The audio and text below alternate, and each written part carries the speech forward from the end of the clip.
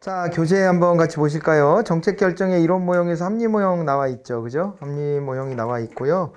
요게 이제 특성을 보게 되면은 총체적인 문제 상황의 인지, 명확한 목표의 설정, 계량적 모형의 사용, 이런 얘기들이 나와 있습니다. 그리고 이제 경제적 합리성을 중시하고 정책 합리성은 좀 경시가 되죠. 가장 좋은 대안을 합리적으로 선택한다 이렇게 보시면 되는 건데, 비판은 이제 비현실성에 있다 이렇게 보시면 되겠고요. 사이버네틱스 모형하고 비교해보면 사이버네틱스 같은 경우에는 한번 볼까요? 요게 이제 꼭 우리가 이성적인 힘으로만 결정하는 것은 아니지 않냐 이런 얘기를 했어요. 자, 그래서 거기 사이버네틱스 모형의 주요 내용을 보시면 적응적인 의사결정을 하고 불확실성의 통제가 있고 집단적 의사결정의 연구에 도입한다 이렇게 되어 있고 시행착오의 경험에 따른 도구적 학습이 있다 이렇게 되어 있어요. 그러니까 우리가 이제 시행착오를 경험하고 하다 보면은 그것이 나한테 내재화 돼 가지고 나도 모르는 사이에 이제 그 방향으로 선택을 하게 된다라고 하는 겁니다. 그래서 이것이 합리 모형과 가장 극단적으로 대립되는 모형이다 이렇게 얘기가 나와 있고요. 만족 모형이 나와 있는데 뭐 사이먼과 마치가 제시했던 만족 모형을 보게 되면은 요거는 이제 몇몇 대안을 놓고 그 중에서 가장 만족스러운 대안을 하나를 고른다 뭐 이렇게 보는 것 아니겠습니까? 그런데 이제 비판으로 가보면 의사결정 과정에 인간의 주관을 지나치게 중시하고 인간의 만족화 수준을 일치시키기 곤란하다 이런 부분이 있습니다. 또 보수적인 어떤 성격을 갖고 있다라고 하는 것도 이것도 단점으로 좀 꼽히기도 합니다. 보수적이라는 얘기는 새로운 어떤 대안을 능동적으로 찾아내는 것에 소극적이라는 얘기가 되기 때문에 비판의 여지가 있는 거예요. 자, 그리고 내려와 보면 이제 점증 모형이 또 나와 있습니다. 점증 모형이다 그랬을 때는 기존의 정책을 유지하면서 새로운 그 내용들을 조금씩 결합해 나가는 방식이다. 그래서 그 아래쪽에 이제 동그라미 2번의 특성 그래서 나와 있는 거, 예, 거기를 통해 갖고 그 내용들을 한번 확인해 보시면 되겠습니다. 자, 그리고 이제 넘어가 보시면 이제 비판도 있는데요. 이 보수주의적인 성향이 있다는 것도 여기서도 비판이 있고요. 그 다음에 또 쭉 내려가다 보면은 이런 얘기가 있죠. 장기적이고 근본적 정책이 무시가 된다. 그때 그냥 있잖아요. 주먹구구식으로 계속 사고를 우려먹듯이 정책이 계속 유지될 수 있다라고 하는 게 이제 단점이고, 그 다음에 사회적 약자나 참여에 소외된 계층의 이익이 무시될 우려도 있다 이렇게 되어 있습니다. 사회적 약자나 참여에 소외된 계층의 이익이 무시될 우려도 있다. 왜 그러냐면 이게 정치적 합리성을 추구한다는 것은 이해관계자들이 자기의 이해를 막 주장할 수 있다는 얘기잖아요. 그런데 그 주장을 했을 때 어떤 집단의 목소리가 더 크게 반영되겠냐 이거죠. 기존에 힘 있는 집단의 목소리가 더 크게 반영될 거라는 거예요. 그러면 힘이 약한 집단의 목소리는 그만큼 뒤로 밀릴 수 있기 때문에 이게 이제 소외계층의 이익이 무시될 우려가 있다 이렇게 보는 거고요. 그 다음에 또 이제 잘못된 정책도 없어지지 않고 계속 유지되면서 악순환을 가져올 수도 있다. 그리고 예산이 눈덩이 굴리기 식으로 계속 불어날 가능성이 있다 이렇게 얘기를 하고 있는 겁니다.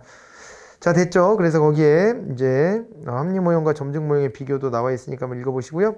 혼합주사 모형, 혼합탐사 모형이 있습니다. 엣지오니가 제시했던. 자, 그래서 여기 보면은 있잖아요. 특성에 보면은 근본적 결정에는 합리 모형을, 부분적이고 세부적인 결정에는 점증 모형을 적용한다 이렇게 되어 있습니다. 그렇게 받으시면 되는데 이게 뭐 비판은 그런 겁니다. 야, 네가 제시한 건 뭐냐 도대체. 없지 않냐? 그냥 이것저것 다 섞은 거 아니냐? 이렇게 이제 비판을 받기도 한다. 그런데 이런 게 가장 현실적인 얘기이긴 하죠.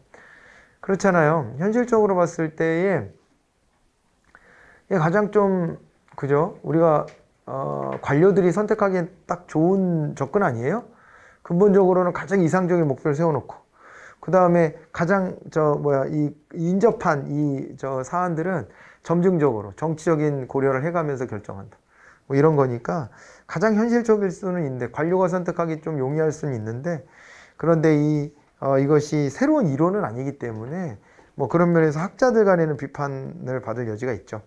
최종 모형으로 한번 가보죠. 자, 여기 드로우의 최종 모형은 이게 뭐였냐면은 이제 초정책 결정, 초합리성 이런 것들을 강조를 하는 겁니다. 예, 그래가지고 초합리성이다 그랬을 때에는 요거는 어떤 거냐면은요. 합리성을 넘어서는 그것인가. 이것인 거라고 했죠. 경험치, 직관 같은 것들을 중시하는 것이다. 이렇게 받으시면 되겠습니다. 자, 그 비교가 이렇게 나와 있고요. 이제 학자 이름하고 그 표가 막 정리되어 있는데 맨 앞에 그 BC는 베네핏 코스트 그냥 써놓은 거예요. 이건 이제 경제학적인 접근으로 베네핏 코스트 같은 걸 따져서 하는 게 합리 모형이고, 그런데 나머지는 이걸 비판하면서 이제 학자들이 쭉 나오는 거죠. 예, 그렇게 비교하시고요. 넘어가 보세요. 자, 그 다음에 회사 모형이 나왔습니다. 이제 여기서부터는 이제 예고해드린 부분을 해봐야 되겠네요. 자, 우리가 이제 정책 결정의 모형 중에서 요게 이제 개별적인 결정의 모형이다 라고 해가지고 제시했던 게 여기 이제 합리 모형과 그 다음에 점증 모형과 그리고 또 뭐가 있었어요? 점증 모형과 만족 모형이 있었죠? 만족 모형 이런 거를 했고, 이렇게 해가지고 혼합 모형,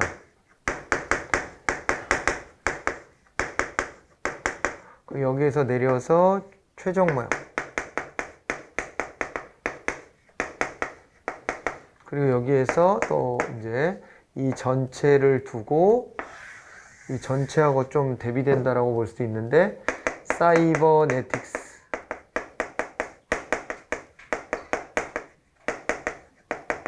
이렇게 제시를 했습니다. 맞죠? 이렇게 했는데 이번에는 이제 집단적인 의사결정을 한번 가볼게요. 집단적 의사결정이다 이렇게 오게 되면은 말이지요. 여기에서는 일단은 이렇게 볼 수가 있어요. 이 점증 모형이 정치적 합리성이라고 그랬죠? 정치적인 고려가 좀 들어간 것으로 쓰레기통 모형 같은 걸 좀 꼽아볼 수 있어요.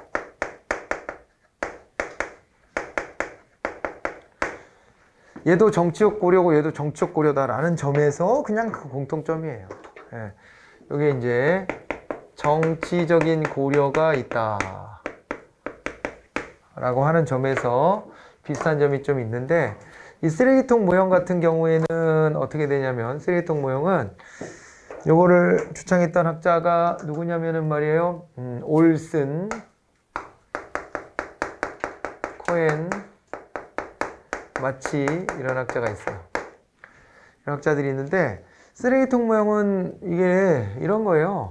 모든 게 다 뒤죽박죽이다, 뭐 그런 얘기입니다. 쓰레기통이라는 게 모든 게 한꺼번에 다 혼재되어 있다, 이런 거를 얘기하는 겁니다. 그래서 이거는 보통 어떻게 되냐면요, 다수 구성원의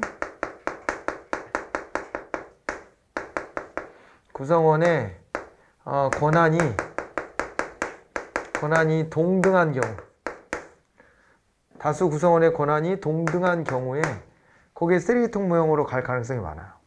여러 정책들을 다 넣어놓고 그 중에서 있잖아요, 하나의 이제 요게 이제 흐름을 만나면 그러면은 의사결정이 이루어진다 이렇게 보는 거예요. 그래서 이게 네 가지의 흐름이 있는데요. 하나가 이게 뭐냐면은 있잖아요, 문제의 흐름이에요. 문제의 흐름이 있고, 그 다음에 또 뭐가 있냐면은요, 해결책도 있어야 돼요.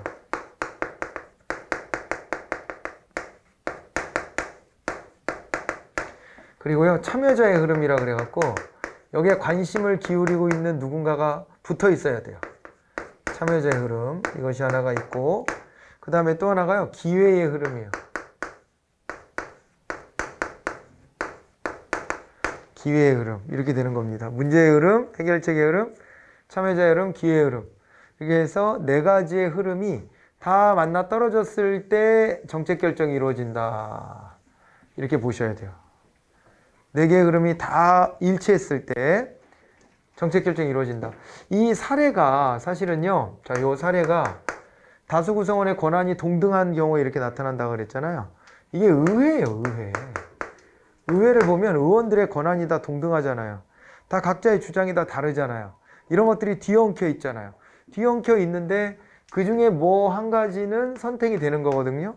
그 중에 뭐 한 가지는 선택이 되는 건데, 그러한 것들이 선택될 때 보면은요, 문제의 흐름이 있고 이거에 대한 뾰족한 대안이 있으면서 그러면서 누군가가 집요하게 그거를 이제 관철시키려고 노력하고 그러면서 우연히 기회가 와야 되는 거예요. 그렇게 해서 결정이 되는 것이다 라고 봐두시면 됩니다. 우리 소방공무원을 국가직으로 전환했잖아요. 소방공무원의 국가직 전환도 그런 거예요. 소방공무원들을 지방공무원으로 해놨더니 지역의 그 재정 능력의 편차 때문에 이게 소방공무원의 처우가 너무 다르게 이렇게 되는 거고, 가난한 지역 같은 경우에 재정이 뒷받침이 안 되면은 소방공무원들이 자기 안전장구 같은 것들을 자기 돈으로 직접 구매하는 이런 경우까지 막 생겨 있었던 거예요.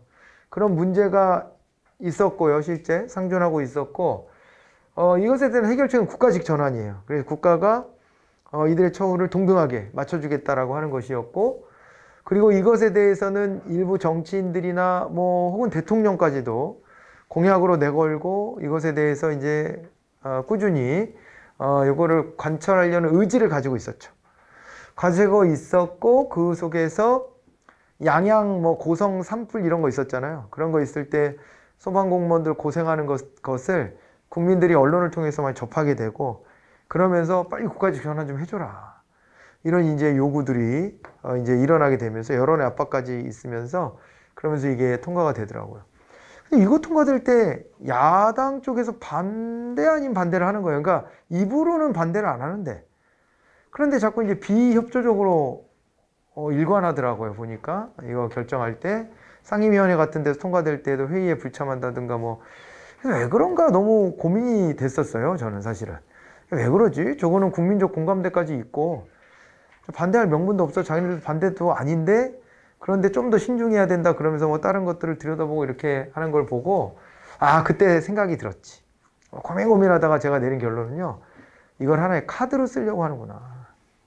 그리고 이게 문재인 정부의 공약이었기 때문에 이거가 문재인 정부에서 통과가 되면 이게 소방공무원에 대한 처우를 잘해준 게 문재인 정부의 공이잖아요. 그렇게 되는 것도 자기네들도 마음이 있는데 다음에 정권 바꾸고 가면 안 되나 하는 생각이 있을 수도 있고 그건 제 심증입니다. 그냥. 그리고 또 하나는 이걸 가지고 통과시켜 주면서 다른 사안하고 딜을 하려고 하는 게 아닌가 그런 생각을 했는데요. 이건 제가 특정 정당을 어떻게 누구를 높여주고 누구를 낮춰주고 이런 개념이 아니고 그게 정치적 결정인 거예요. 정치적인 사안에서 이게 주로 이렇게 정책 고려해서 이 모델이 나온다 그랬잖아요. 관료 조직에서 이거 못해 이렇게. 관료 조직 위아래가 있는데 어떻게 이렇게 해요. 위아래가 있는데. 그잖아요. 서로 의견이 막 이렇게 엉켜 있다고요? 그런 게 어디 있어. 엉켜 있어도 위에서 완전히 그냥 칼로 딱 잘라버리듯이 위에서 야, 이 방향으로 해라. 결정하면 끝나 그냥. 그거는 그렇게 결정하면 끝나는데 의회 같은 데는 이게 300명의 국회의원이 다 권한이 동등하고 이러다 보니까는 이거를 누가 탁 잘라주고 딱 결정해 줄 수 있는 주체가 없어요. 스스로 그거 엉켜 있는 걸 다 풀어내야 돼. 근데 풀어내기 위해서는 이렇게 이제 어려운 방정식이 작동이 되고 그 과정에서 정치적인 고려로 정책이 빠르게 추진될 때도 있지만 굉장히 딜레이 되는 경우도 있다는 거고요. 이렇게 국민적 공감대까지 형성된 사안조차도 정치적 계산은 좀 다른 거예요. 각자가. 그거는 여야가 뒤바뀌었으면 또 그 상황에서 또 그랬을 수도 있고 아닐 수도 있고 그런 거라 누구를 높여주고 낮춰주고 그런 개념은 아니에요. 그런 개념은 아니고 원래 그래서 이 쓰레기통 모형 같은 걸 설명할 때 뭐도 같이 얘기하냐면 날치기 통과. 이거 들어봤죠? 날치기 통과. 날치기 그러면 일단은 부정적인 인식이 쫙 깔려 있어요. 날치기는 뭐냐면 상대방이 대놓고 동의해 준 것이 아닌데도 불구하고 그런데도 불구하고 요것을 이제 그들이 반대할 때 우리의 힘만으로 그냥 다수가 되면 우리의 힘만으로 그냥 후닥닥 처리해 버린다는 게 이 날치기죠.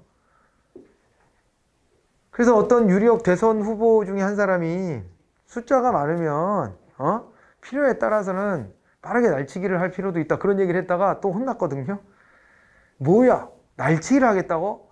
그것은 의회 폭거 아니냐, 다수의 행포 아니냐 이러고 지적을 받았는데 그런 면도 있는 거죠. 그런 면도 있는 거고 그런 한편으로는 다수결의 원리가 최후적인 것이긴 하지만 다수결의 원리도 민주적 절차에서 인정되는 것이기 때문에 소수의 반대가 있다고 일을 못하고 민기적거릴 수는 없잖아요. 그럴 때 빠르게 처리해야 되는 측면도 있을 수는 있어요. 근데 다만 날치기라고 하는 것을 굉장히 우리는 부정적인 뉘앙스의 언어로 쓰기 때문에 날치기 통과 이런 얘기가 나왔을 때 안 좋게 생각하실 그 경우가 훨씬 더 크죠. 크기는 큰데 하나의 기법으로 보는 거예요. 이것도 하나의 전술 뭐 이런 걸로 좀 볼 수가 있고, 그 다음에 날치기 통과 말고 또 뭐가 있냐면요, 진빼기 결정이라고도 하기도 해요. 이거는 상대방을 설득할 때 이렇게 하는 거죠. 서로 이제 원하는 게 다를 때 이번에 우리 거 들어주면 다음에 기회를 봐서 당신들이 요구하는 걸 그거를 감안해서 반영해 보겠다 이렇게 하는 식으로 해서, 요거 지금 사안을 걸고 이게 물고 들어갈 수가 있다 그랬잖아요. 아까 그 얘기를 그래서 제가 했잖아요. 이 사안에 특별한 반대가 없더라도 이걸 어떤 다른 안건을 통과시키는데 지렛대로 삼으려고 내가 통과시켜 줄 테니까 우리 이거 들어줘 이렇게 할 수가 있단 말이에요. 그럴 때 이제 상대방을 설득할 때 니네가 요구하는 건 다음에 이때 해줄게 라고 해가지고 이제 결정을 밀고 나가는 거죠. 이제 그렇게 할 때를 진빼기 결정이라고 실제 얘기를 합니다. 되게 정치 과정과 관련이 많이 있다 이렇게 봐두시면 될 거예요. 알겠죠? 자, 그리고 쓰레기통 모형에서 하나 더 이렇게 유추해서 봐야 될 애가 하나가 있어요. 그게 바로 뭐냐면 이제 정책창 모형이라는 게 있거든요.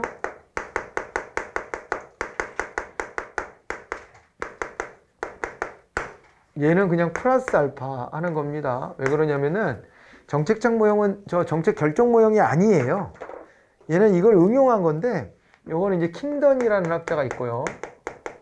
킹던의 정책창 모형 그랬을 때 요거는 이제 쓰레기통 모형을 갖다가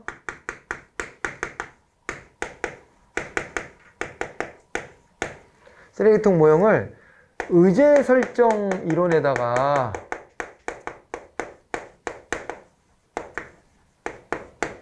접목했다 이렇게 봐두시면 돼요. 의제 설정 이론으로 접목했다 이렇게 보시면 됩니다. 의제 설정 이론으로 끌고 들어갔다. 그래서 여기서도 흐름 세 가지가 있어요. 이 의제 설정될 때도 이런 흐름들이 만나 떨어져야 의제 설정으로 채택이 되더라. 아직 결정 말고 그 전 단계 있잖아요. 의제 설정.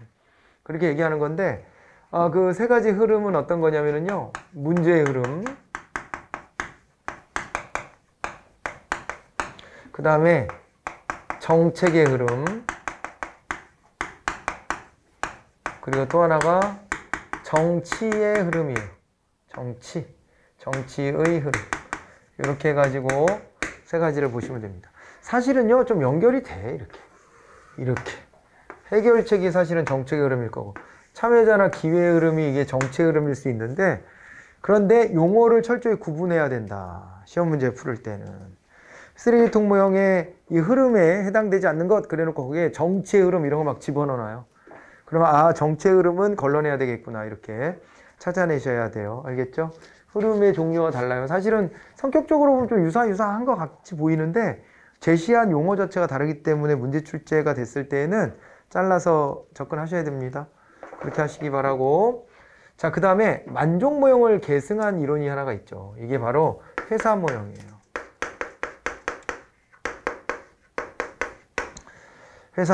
회사 모형이다, 내지는 연합 모형이다 라고 얘기를 합니다.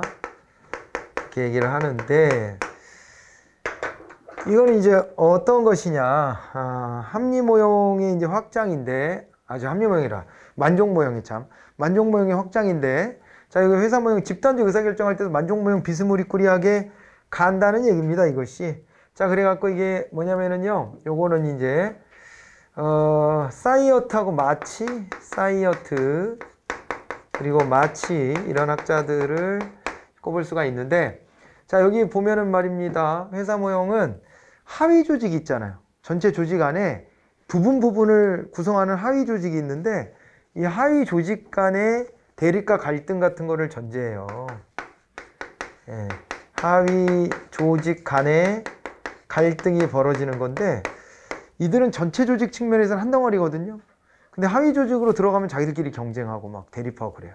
그러다 보니까 이게 전체가 무너져서는 안 되지만은 그러나 또 하위 조직의 이익을 추구하는 측면도 버릴 수는 없고 뭐 이런 게 또 여기 얽혀 있는 겁니다. 그러다 보니까 이들은 말이에요. 이들은 불확실성 같은 것들을 싫어해요. 일단은 불확실성을 회피한다 이렇게 얘기를 하는데, 불확실성을 싫어하고, 그리고 나름의 매뉴얼을 정해놔요. SOP 같은 거. 이게 Standard Operate Procedure, 표준 운영 절차라고 그랬죠? 이거를 많이 따르고 있고요. 그러면서 갈등이 벌어졌을 때 갈등을 어떻게 하냐면 갈등을 준해결한다 그렇게 얘기를 해요. 갈등을 준해결한다는 얘기는 근본적인 문제를 찾아서 해결하고 이러지 않고 임시 봉합 같은 걸 하면서 계속 지나간다는 겁니다. 왜냐하면 전체 조직이 무너져서는 안 되는 측면도 있기 때문에 갈등을 준해결하면서 지나가는 거예요. 네. 그래서 불확실성을 회피하고요. 네, 그렇게 하는 겁니다. 그래서 문제 중심에 탐색을 해요. 문제 중심에 탐색을 한다. 이렇게 받으시면 돼요. 문제 중심으로 문제점을 찾아서 갈등을 빨리빨리 봉합하고 그런 거에 대비하기 위한 SOP도 만들어 놓고 그리고 이제 불확실한 상황을 안 만들려고 노력을 하죠. 그러면서도 꾸준히 하위 조직 간에 뭐 우리의 이익, 니네 이익 이런 게 대비가 돼요. 이렇게 되는 게 회사 모형이다 이렇게 본 겁니다. 그래서 하위 조직 간의 연합으로 전체 조직이 굴러간다 해가지고 연합 모형이라고도 하는 거예요. 이게 이렇게 하는 거다. 그래서 적당히 만족스러운 대안을 선택하고 가는 거죠. 갈등을 준해결하고 야, 이 정도로 봉합하고 가자. 그러고 가는 거라는 거예요. 그래서 이제 회사 모형까지 이렇게 봤고요. 그 다음에 이제 또 하나 봐야 될 게 있습니다. 그게 바로 뭐냐면요. 앨리슨 모형이라고 하는 겁니다. 이제.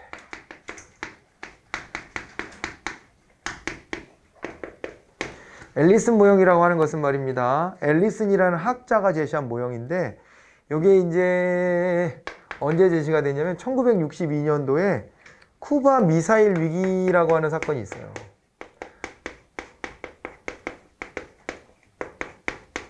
쿠바 미사일 위기를 계기로 해가지고 그때 이 미사일 위기를 극복해 나가는 과정을 연구하면서 세 가지의 정책 결정 모형이 작동하더라. 이거를 제시를 했죠. 그게 앨리슨입니다. 쿠바 미사일 위기는 뭐냐면은 당시는 이제 소련하고 미국이 대립하고 있을 텐데 공산주의 쪽에 이제 소련이 공산화가 된 쿠바 땅에다가 미국 본토를 바로 타격할 수 있는 미사일 기지를 이제 추진하면서 벌어진 일이에요. 이게 사건이. 쿠바의 공산화는 59년도에 이제 됐고, 쿠바 미사일 위기는 그로부터 딱 3년 지나서 62년도에 있었으니까 얼마 지나지 않은 타이밍인데, 소련의 배가 소련제 미사일을 싣고 쿠바 쪽으로 막 오는 거예요. 오는데 이거에 관련된 보고는 미국에서는 딱 요 배가, 소련의 배가 미국의 공해상으로 공동 바다지만 미국이 관할하는 바다 쪽으로 진입하기 13일 전에 보고가 이루어집니다. 대통령한테. 불과 13일 남겨둔 상황에서 쿠바의 미사일 기지를 만드는 것 같고 거기서 소련제 미사일이 가고 있다. 이런 게 이제 보고가 돼요. 그러면서 이제 13일 안에 이 문제를 어떻게든 해결해야 되는데 당시에 62년이면 세계전쟁이 끝난 지 얼마 된 거예요? 이제 한 15년 된 건가? 18년, 17년. 17년 좀 됐다고 봐야 되겠네. 45년에 전쟁이 끝났으니까. 그런 상황에서 그때는 3차 세계대전이 있다면 냉전 대립 속에서 미소 간에 일어날 것이다. 이렇게 생각하고 있었던 터인데 이 배가 온다고 하니 어떻게 해야 되나 이게 당황스러운 거예요. 얘네들은 도대체 왜 이런 도발을 하는가. 이것도 궁금하고 막 그런 겁니다. 그래갖고 백악관에 막 사람들이 모여가지고 막 대통령한테 조언해주고 대통령이 이제 조언을 들으려고 사람들 모았지. 모아가지고 그 사람들 얘기도 듣고 그리고 최종 결정은 신중하게 하는 겁니다. 그래서 바로 결정 안 하고 내일 다시 모이자 이런 걸 해요. 그런 걸 하고 그런 속에서 또 밑에 또 이 행정 조직 밑에 보면 각 부들이 있잖아요. 여기는 자기네들만의 또 해결 방법을 만들어 갖고 자기네들 SOP가 있고 막 그러니까 이런 걸 가지고 자꾸 제시를 해. 특히 국방부 같은 데에서는요. 선제 타격을 하자. 이럴 때 본때를 보여줘야 된다. 우리 건드리면 어떻게 되는지를 본때를 보여주자. 뭐 이런 걸 해. 그런데 또 이제 국무부 같은데 이제 외교적으로 해결해야 된다라고 주장하는 쪽도 이제 있죠. 절대로 여기서 무력 타격을 해서는 안 된다. 그러면 저들이 정치적으로 명분상 전쟁에 가담 안 할 수가 없다. 쟤네들도 우리의 무언가를 공격하려고 할 것이고 그게 확전이 된다. 감당이 안 된다. 외교적으로 풀어야 된다. 이러면서 막 자기네 주장들을 막 또 올려. 그러면서도 그 와중에 또 유력한 그 정치인, 행정인 같은 사람들은 지위가 나름 있는 사람들이죠. 높은 사람들. 자기 개인적 견해까지 막 담아서 막 주장을 하는 거예요. 자기네 이해관계까지 담아서. 그러다 결국엔 이 문제를 외교적으로 해결하기로 해요. 근데 배가 이제 결국엔 미국이 쳐놓은 바다의 경계까지 오고 배끼리 막 부딪혀 이렇게. 일부러 가서 몸으로 이렇게 막으라 그래요. 배로. 그러니까 미사일을 쏘거나 하면 안 된다. 밀어내라 그냥. 이렇게 해서 해상 봉쇄 전략 같은 것들을 쓰고 그러거든요. 그 나중에 우리나라가 서해교전 같은 거 할 때도 그거 따라하고 그래. 북한 배가 이렇게 내려오면 밀어내는 거예요. 그냥 이렇게. 군사적으로 막 공격하지 않고. 그렇게 하는 건데 서로 힘겨루기를 하는 거지. 그러니까 이제. 그런 일들이 벌어진 속에 결국에 이제 뒤에 루트로 UN 대표 대사가 미국의 뉴욕에 와 있으니까 소련에. 그래서 그쪽을 통해 가지고 확인해 본 결과 미국이 자기네도 모르는 사이에 소련의 심기를 건드렸던 일이 있었던 거예요. 미국은 모스크바에서 한참 떨어져 있는 그 터키 쪽에다가 재래식 무기를 좀 설치를 했었는데 그때 소련 땅은 사실은 근데 지금의 무슨 탄자 들어가는 데가 다 소련이어가지고 거의 다 터키랑 접경이었던 거예요. 그러니까 미국 입장에서 모스크바랑은 되게 멀고 그러니까 별 의식 없이 자기네 우방이라고 생각해서 미사일을 설치하고 이건 일상적인 거라고 생각했었을 텐데 이것을 소련 쪽에서 도발이라고 받아들였던 거예요. 그래갖고 여기서 밀리면 안 된다 그래갖고 얘네들은 그럼 우리는 쿠바에다가 설치하자 그래가지고 막 오고 있었던 거지. 이 사실을 알고 그러면 니네 이거 배를 돌려서 돌아가면 우리가 나중에 터키 설치한 무기도 다 철수하겠다. 이래가지고 극적 타결을 해가지고 이 문제 해결하거든요. 케네디 대통령 때 있었던 일인데 그때 앨리슨이 봤더니 여기에서 정책 결정 모형이 3가지가 작동을 했다는 거예요. 동시에 작동한다는 겁니다. 그것도 중요한 거예요. 동시에, 따로따로가 아니라 동시에. 그래서 첫 번째가 합리적 행위자 모형이에요. 이거는 케네디 대통령이 했던 게 합리적 행위자 모형이죠. 그죠? 케네디 대통령이 했던 게 합리적 행위자 모형인데 그거는 요 합리 모형하고 이렇게 붙이면 됩니다. 같은 개념이지. 그렇게 되고 두 번째 모형을 조직과정 모형이라고 그러거든요. 조직과정 모형인데 이게 아까 뭐 국무부는 국무부대로 그 다음에 국방부는 국방부대로 다른 대안을 막 얘기하더라 그랬죠. 얘가 그래서 얘랑 연결되는 거예요. 회사 모형하고 연결이 되는 거고 그 다음에 세 번째는 요거는 새로운 모형입니다. 새로운 모형이에요. 이거는 관료 정치 모형이라 그래가지고 관료 정치 모형이라 그래서 이건 새로운 모형이 제시가 된 건데 이거는 뭐냐면요.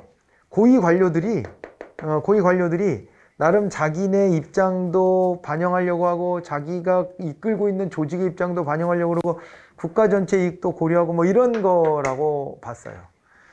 그래서 이거를 도식으로 말씀드려 보자면은 이렇게 볼 수 있습니다. 전체 차원에서 봤을 때 여기서 1모형은 여기에요.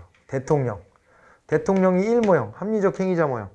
이걸로 전체 이익을 고려해서 가장 합리적인 대안을 검토하려고 찾아내려고 모든 아이디어를 다 긁어 모아봐. 이렇게 하는 거가 1번 모형이 작동한 거다. 이렇게 볼 수 있고 2번 모형은 뭐냐면요. 이 안에 이렇게 하위 조직들이 있지 않습니까? 하위 조직들이 있는데 이들끼리 막 대립하고 경쟁하고 그러는 거예요. 이게 2번 모형이다. 이렇게 봐야 됩니다. 2번 모형. 2번 모형은 얘네들이 이렇게 하위 조직의 이익에 신경을 쓰면서도 전체 조직의 이익을 또 무시하는 건 아니죠. 이게 회사 모형의 특징이라 그랬잖아요. 그 다음에 세 번째로 볼 수 있는 것은 뭐냐면은요. 여기에 뭐 이제 우두머리급쯤 되는 사람들 있잖아요. 이들이 전체 이익도 고려하고 자기가 이끌고 있는 하위 조직의 입장도 고려하면서 자기의 개별적인 정치적인 이해도 반영하는 거죠. 이게 이제 3번 모형이라고 본 거예요. 3번 모형. 알겠죠? 그래서 저거는 기존에 있었던 모형이 아닌데 새롭게 제시된 모형이다. 이렇게 살펴보시면 되겠습니다. 됐을까요? 네. 이렇게 해가지고 의사결정 모형을 다 봤고요. 다음 시간에는 요거에 대한 것에 대해서 교재를 한번 보고 또 정책 분석에 대해서는 미리 앞에서 설명드렸었죠. 정책 분석에 관련된 거, 또 미래 예측 기법에 관련된 거, 그것도 교재로 좀 보고, 그리고 정책 집행론 같은 걸로 넘어가고 이렇게 해보겠습니다. 아셨죠? 수고하셨고, 다음 시간에 뵙겠습니다.